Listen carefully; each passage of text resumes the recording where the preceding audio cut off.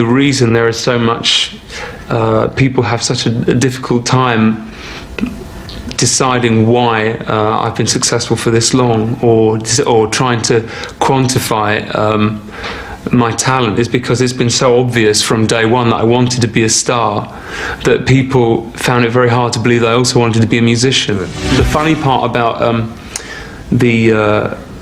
all the speculation about my input and Andrew's input is that between the two of us, we got it all sorted out very, very early. And basically, in terms of the songwriting, Andrew said, off you go, you know. He said, you know, I want us to be the biggest group in the world, and I think the way to do it is to let you go with it. So when it came to things like Everything She Wants, I'd reached a kind of dilemma. At the same time that Wham decided that they were going to rush off to Ibiza and make videos and get brown, I had decided that I was going to write without any kind of restraints in terms of the band. So I thought, what do I want to do? Do I want to write in a much more personal sense and throw off the band image, or do I want to go with the band image and write for the band? And I didn't think that either of those were necessary. I believed that I could do both and have to live with the results for a while and then make up for it later, which was basically the plan. So it was a big decision to make. And at times I was thinking, I'm never going to get out of this. I'm never going to be seen as a writer. I'm never going to get my credibility back. But I just kept going. In a lot of your answers, you are obviously very careful and considered about your career. Mm-hmm. Do you feel that you have been in charge of it for quite a while now? I think I've been in charge of it probably from about 4 weeks after I got my record contract. I mean, I had this vision as a child of the rock and roll business, and I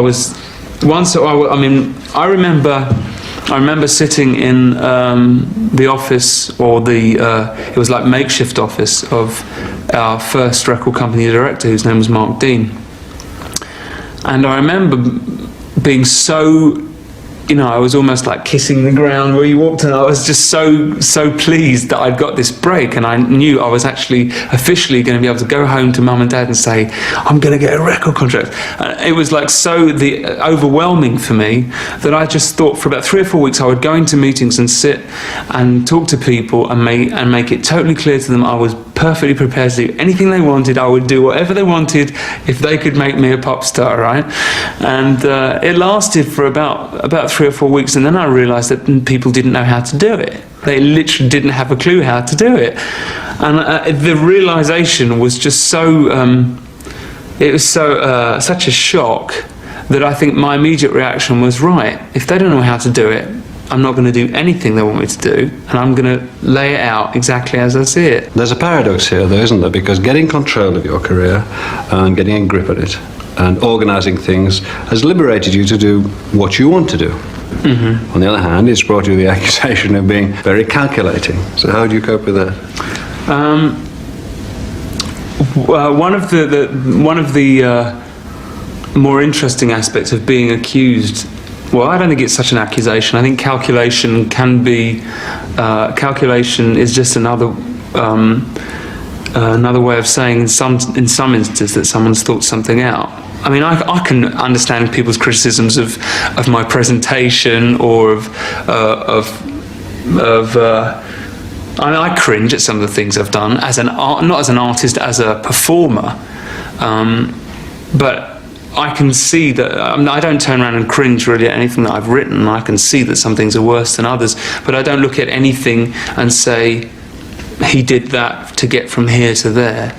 Whereas people don't seem to believe that's the case. I think my progression has been natural, and it's a writer's progression. Other people just see it as part of this big, ascendant career.